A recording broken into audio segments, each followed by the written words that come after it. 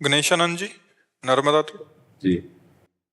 राधे राधे महाराज जी। महाराज जी, कलयुग में वैराग्य की परिभाषा क्या है? वैराग्य की सीमा कहाँ तक होनी चाहिए? युग में युग धर्म से वैराग्य का कोई परिभाषा नहीं बदलती। युग धर्म से साधन की परिभाषा बदलती है। जैसे सतयुग में ध्यान परायण लोग अधिक रहते, क्योंकि सात्विकता प्रबल थी, मन और इंद्रियां शांत, तो स्वरूप ध्यान, भगवत ध्यान। कृतयुगे ध्यायतेम विष्णु, त्रेतायाम यजतई मखई, द्वापरे परिचर्यायाम, कलौ तद्धर कीर्तनात्। साधन पद्धति में भेद देखा गया, लेकिन वैराग्य चारों में होगा। अगर राग है तो जहां राग है वहीं तो ध्यान होगा। तो राग पूर्वक अगर हम संसार का राग किए हैं, वस्तु व्यक्ति स्थान का राग है, तो यज्ञ भोक्ता भगवान के लिए यज्ञ नहीं हो सकती, वो भगवान के लिए पूजा नहीं हो सकती, वो भगवान की प्रीता नहीं प्रदान कर सकती। तो वैराग्य तो चारों युगों में चाहिए। वैराग्य से तो कोई तात्पर्य नहीं युग धर्म के अनुसार। और वैराग्य का स्वरूप है, पहले आता है त्याग, फिर वैराग्य, फिर उपरति। त्याग कहते हैं भोगों की लालसा है, पर हम भोगेंगे नहीं, क्योंकि हम भगवान की प्राप्ति करना चाहते हैं, इसे त्याग कहते हैं। वैराग्य में भोग उपस्थित होने पर भी भोगने की रुचि नहीं है, राग ही नहीं है, तो वैरागी वही है।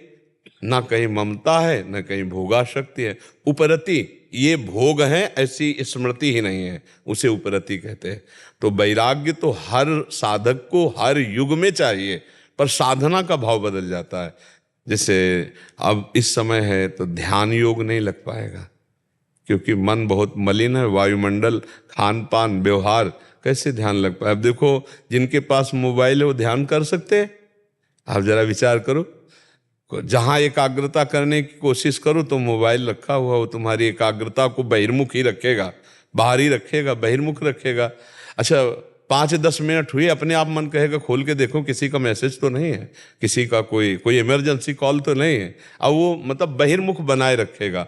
हमें लगता है आजकल कोई बिरला ही होगा जो मोबाइल ना रखता हो।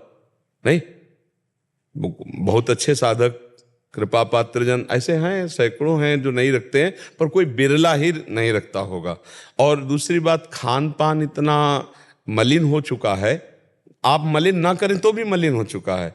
इतने केमिकल पड़ी सब्जियां, इतने केमिकल पड़े अन्न हो गए हैं कि जो हमारे शरीर को शक्तिहीन कर रहे हैं, जो हमारी बौद्धिक शक्ति को कमजोर कर रहे हैं। और इतना वासना बढ़ गई है कि वो ऐसी वासनात्मक क्रियाओं में कि ब्रह्मचर्य नहीं रह पा रहा है। तो ब्रह्मचर्य जिसका परिपक्व, प्राण जिसका सूक्ष्म, मन जिसका एकाग्र, वही ध्यान कर सकता है। अच्छा, अब दूसरा, जैसे त्रेता में यज्ञ, तो अब यज्ञ के लिए शुद्ध घी, हविष्यान, शुद्ध ब्रह्मणत्व से ब्रह्म ऋषि युक्त तो मंत्रों का ज्ञान, और ऐसा यज्ञ की भगवान नारायण को तृप्त कर दे, असंभव नहीं। तो यज्ञ पूरी होना, हविष्यान पवित्र अन्न मिलना, खाद डाले बिना कुछ पैदा ही नहीं हो रहा है। खाद केमिकल ही तो है, अशुद्ध केमिकल ही तो है, और वही जड़ों में जाकर उसको तो यज्ञ सिद्ध होना मुश्किल है। अगर हम पूजा करना चाहें तो पूजा के पदार्थ हमें शुद्ध मिलना मुश्किल। तो अब एक बात रह गई, कलौ तद्धरि कीर्तनात्। भगवान के गुण का कीर्तन, भगवान की लीला का कीर्तन, भगवान का नाम जप। देखो, श्री तुकाराम जी ने भगवान के गुण नाम कीर्तन के बल से सदैव भगवत धाम प्राप्त किया। नामदेव जी, बड़े बड़े महापुरुषों ने भगवान के नाम गुण कीर्तन से।